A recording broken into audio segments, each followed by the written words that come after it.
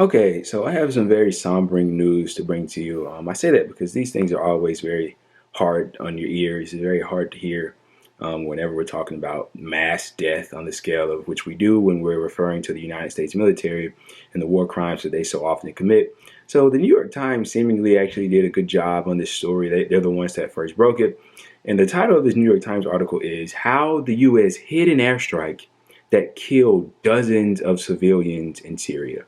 So this is essentially a war crime that happened in 2019. The military never conducted an independent investigation into a 2019 bombing on the last bastion of the Islamic State, despite concerns about a secret commando force. So I'm not going to read the entire thing. I'm just going to read to you a couple of inserts from it just to give you a quick idea. I'll link it down below. But essentially what happened is the following. The U.S. military, or a secret task force, I think it's called Task Force 9, in the U.S. military, bombed civilians but it's basically a group of women and children in Syria. So they bombed them, and then when they saw that people were fleeing, they bombed them too. I mean, this is spectacular stuff. So the article goes as follows. Once again, I'm just going to read a little bit of it. In the last days of the battle against the Islamic State in Syria, when members of the one fierce caliphate were concerned in a dirt or were cornered in a dirt field next to a town called Baghouz, a U.S. military drone circled high overhead hunting for military targets, but it only saw a large crowd of women and children huddled against a riverbank. Without warning, an American F-15E attack jet streaked across the drone's high-definition field of vision and dropped a 500-pound bomb on the crowd, swallowing it in a shuddering blast. As smoke cleared, a few people stumbled away in search of cover. Then a jet tracking them dropped one 2,000-pound bomb, then killing most of the survivors.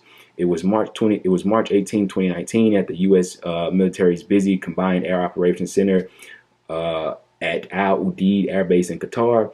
Uniformed personnel watching the live drone footage looked in stunned disbelief, according to one officer who was there. Who dropped that? A confused analyst typed on a secure chat system being used by those monitoring the drone. Two people who reviewed the chat log recalled another responded, "We just dropped on 50 women and children." An initial battle damage assessment quickly found that the number of dead was actually about 70. The Baghouz strike was one of the largest civilian casualty incidents of the war against the Islamic State, but it has never been publicly acknowledged by the U.S. military.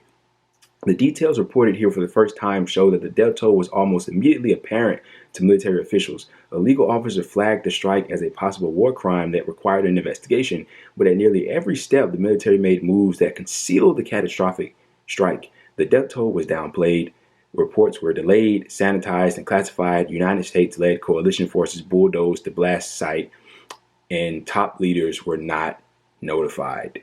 Now, I want to just give you a bit more of information that was very grim. Also, it wasn't until the New York Times sent its findings to U.S. Central Command that oversaw the air war in Syria until they finally acknowledged the strikes for the first time, saying that 80 people were killed, but they justified them. And we're going to get into that in just a second. So this is amazing right here. Alarm at the CIA. Human rights groups were not the only ones sounding the alarm. CIA officers working in Syria grew so alarmed over the task force's strikes that agents reported their concern to the Department of Defense Inspector General, which investigated the claims and produced a report. The results of that report are top secret, but the former task force officer who reviewed the report said the CIA officers alleged that in about 10 incidents, the secret task force, Task Force 9, hit targets knowing civilians would be killed. This is the CIA, the same people that overthrow foreign governments in the interests of the United States of America. This is the CIA saying, hey, these guys are bombing innocent civilians and they know it. A 5th Special Forces Group officer in the task force looked at the drone footage and didn't see any civilians. The task force officer said, but the drone he relied on had only a standard definition camera. Central Command said there were no high-definition drones in the area that could get a better view of the target. The Special Forces officer gave the order to fire. With no precision missiles left, the command said the ground commander called in 500 and 2,000-pound bombs. The strike log classified the strike as self-defense. Look, man, I don't think much else needs to be said. This is absolutely terrible. And this comes after we learned about them killing, once again, innocent civilians and babies in that retaliatory airstrike in Kabul in response to the suicide bombing. I mean, look, man, what else needs to be said about this? This should be at the forefront of everybody that even dares to say they care about law and order.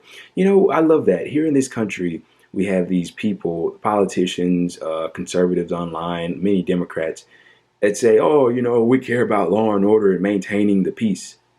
But that only applies to when some African American gets caught with a little bit of weed when he gets pulled over, or you know, people going to jail or prison for petty crimes. We throw them away and or we lock them away and throw away the key. But when it comes to the crimes of the U.S. government, of the U.S. military, of the Pentagon, when they're massacring and decimating populations, women and children in this case, I mean, there's nothing to be said about it. Guys, they committed a war crime. They said, shh, covered it up, undercounted the details, undercounted the deaths. They didn't report everything. And then now we're finally getting wind of it. Now the New York Times spoke up and said something about it. Like, oh, yeah. Oh, by the way, it was self-defense.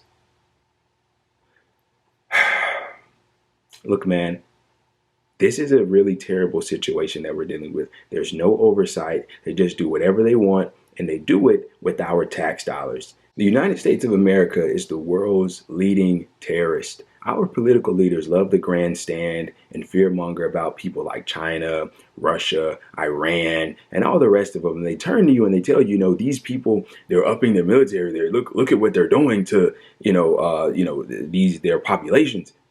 When this is what we're doing, killing over 80 women and children, bombing them, and then justifying it and says, oh, it was self-defense. We felt like we were in imminent danger. And that's what they use every time to justify these things. It's just like the retaliatory strike that was in Kabul. Look, man, these people need to be punished. They need to be jailed. I mean, in a serious country where the court of law actually worked, this would have been looked at as soon as it happened. We would have gotten together everybody involved, and people would have been prosecuted for it. But we don't live in a serious country where law and order is actually taken seriously in an actual sense that it should be taken seriously. And we have a bloated military budget that gives them the funds and the money and the power to do these things. I mean, it's absolutely terrible.